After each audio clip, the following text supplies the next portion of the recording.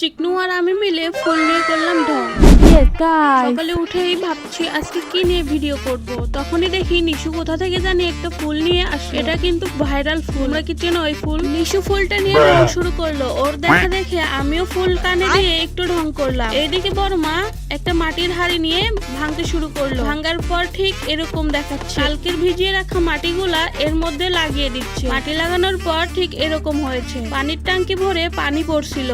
সুন্দর করে আমার কালো পাগুলো একটু ধুয়ে নিলাম। তারপর চলে গেলাম বাইরে। গিয়ে দেখি বড় মা চুলার কাজ বাদ দিয়ে এখানে এখন কাজ করতেছে। এইদিকে বড় মার ডাটার ক্ষেত কালকের তুলনায় আজকে একটু বেশি বড় হয়ে গেছে। পুরো ঘুমিয়েছিলাম, উঠে দেখি 5টা বেজে গেছে। ব্লগের জন্য ভিডিও শুট করা হয়নি। বসে বসে ভাবছিলাম এখন কি করব। তারপর দেখি নায়ক পাতলা খান ব্যাট নিয়ে যাচ্ছি খেলতে। ওর পিছু পিছু আমিও গুটি গুটি পায়ে একটু বাইরে গেলাম। উপরে তাকাতেই দেখি দাদু ভাই গাছে উঠছে আম পাড়ার জন্য।